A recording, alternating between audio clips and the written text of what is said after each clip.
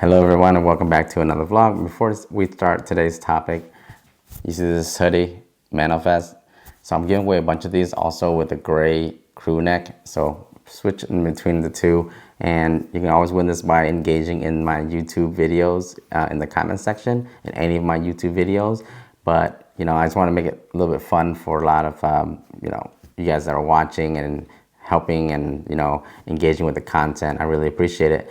Okay, so today's topic is going to be one of the very hardest ones to talk about, which is MMA versus EMA.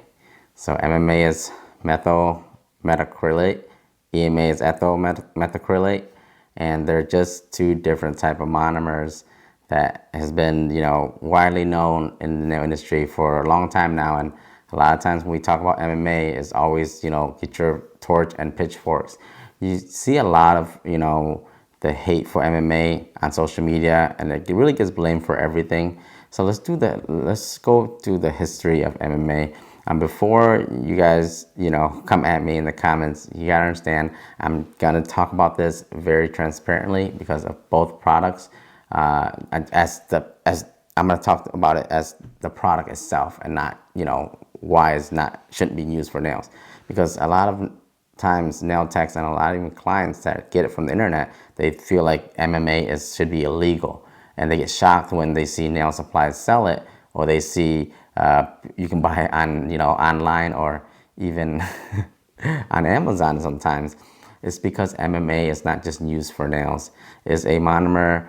It's a catalyst to a lot of other field of work used to harden acrylic, harden molds, stuff like that. So at the end of the day, if wherever they're selling, they can sell it. It's just up to you how you want to use it. And it's our responsibility as nail techs to know that if the state board does not want us to use MMA, we shouldn't use it. And that's why we have the alternative, EMA. Now we go back to where does MMA get used at a lot of? I'm going to be totally honest. Salons. Nail salons were one of the very first, users of MMA back in, the early 90s, even before that, and all the way up into, mid 2000, and before like EMA started to catch on. And there's a reason for that, because MMA was just, it dries a lot faster, and a lot of nail techs and salons work with clear powder back then, because we didn't have color powder, we didn't have that buttery consistency powder, we didn't have the mix and all that stuff. So in a sense, it just allows them to dry faster, counter the runniness, and then work faster and be able to, the nails will be able to harden. Even in certain states that are up north, when in the winter time when it's really cold, there's that. But like I said, the state board does not want nail techs to use it on clients, use it in salons. They don't even allow it you to have it in salons. And the problem with that is, like, to get all these salons to transition over, it was very tough because a lot of the nail techs were not used to using the EMA, which is more runnier powder. But that's not an excuse. At the end of the day, as a salon owner, you have to take responsibility and make sure that if you do have this product substance in your salon, that you have to take liability for it. And State Board is actually cracking down on it a lot. They were coming in, they're actually taking test samples and sending it to the lab if they suspect to have MMA. Before, they'll just check your monomer, check the ingredients, make sure it's from a reputable brand, and they go off of that. But now they even check samples from the nail tech's drawers and stuff like that, just in case a nail tech brings it in without letting the owner know. But with that being said, we're now in 2024. Social media has become such a big thing and is being talked about more. I feel personally that a lot of salons have now transitioned over to EMA, and I do wish the ones that still use MMA to I encourage my fellow salon owners to switch over. At the end of the day, it's not worth your salon reputation just because the nail tech requests it or they want it, because it just allows them to work faster. You have to put your foot down and you have to take responsibility for that. And it's good for the nail salon. It's good for the client also. So the reason why MMA is now replaced with EMA is because the EMA is just a lot softer. If you notice, one of the biggest indicator to tell between MMA and EMA is when you soak off. You put your hands in the acetone.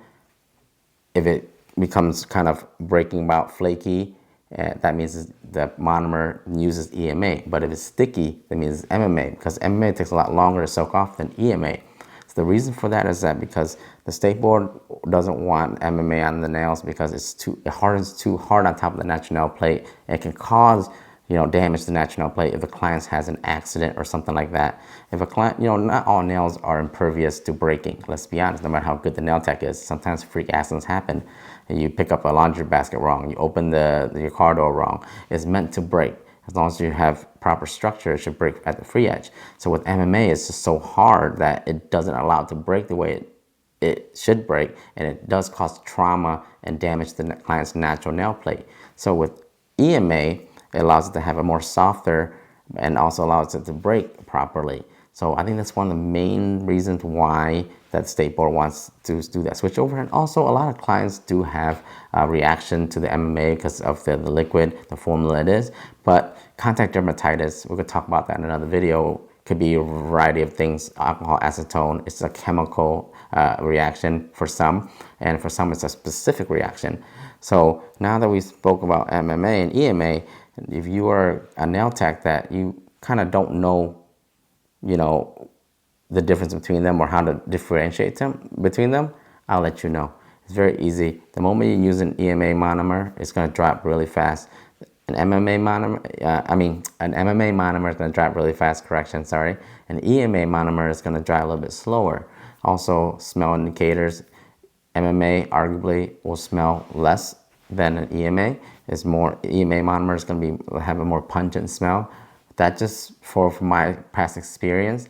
There are some monomers that have scent in them, so it's really hard to tell. But the best way is just if you soak off your client's nails and you've been using this monomer and it is sticky and it's not flaking off, then it has MMA in it, introduced into it. And a lot of times when you want to protect yourself, if you don't know, when you go to a nail supply, I recommend buying from a source that has the ingredients listed on there, a brand that has the ingredient listed on there. They're more likely not going to try to put MMA in there and list it as EMA because that's a liability for them. But if you're going to buy a bottle of monomer that's just been refilled in there and it's a clear bottle and it just listed as liquid, you're gonna have to take your chances at that point. I'm not saying that every one of those bottles are gonna be MMA, but at that point you're gonna take a risk if it's EMA or MMA. Sometimes even the supply owner doesn't even know. It's just them maybe able to partition littler bottles out, so a little more portion out to give you guys more options. But I definitely think going to a reputable brand will allow you to kind of be safe. And also, please understand that the difference between MMA and EMA and how to figure out to protect yourself and your clients, and also not to just light up that torch and pitchfork anytime somebody talks about MMA, because I get a lot of people in the comments saying, I don't know why this should be sold anymore. It's illegal. It's not illegal to sell. It's illegal to use for nails. That's about it. There are other fields of work, other businesses that use it for whatever they need it for as a catalyst. So we have to understand from that standpoint. But I'm pretty much, cover pretty much everything when it comes to EMA and MMA. I'm sure I missed a few things. I'm sure there's a lot of things that you guys may disagree or, want to add to. And you can definitely agree to disagree and just, give your feedback in the comments and I'll read it. And hopefully we can, have a, meet in the middle kind of. But as to today, I answered a question from one of my followers in the comment section in the video, my last YouTube video, and I hope I kind of addressed it as best as I possibly can. I'm sure I could do better, but maybe we'll revisit this again in the future with a possible chemist or someone with more experience with liquid monomer. As me, I'm a nail tech.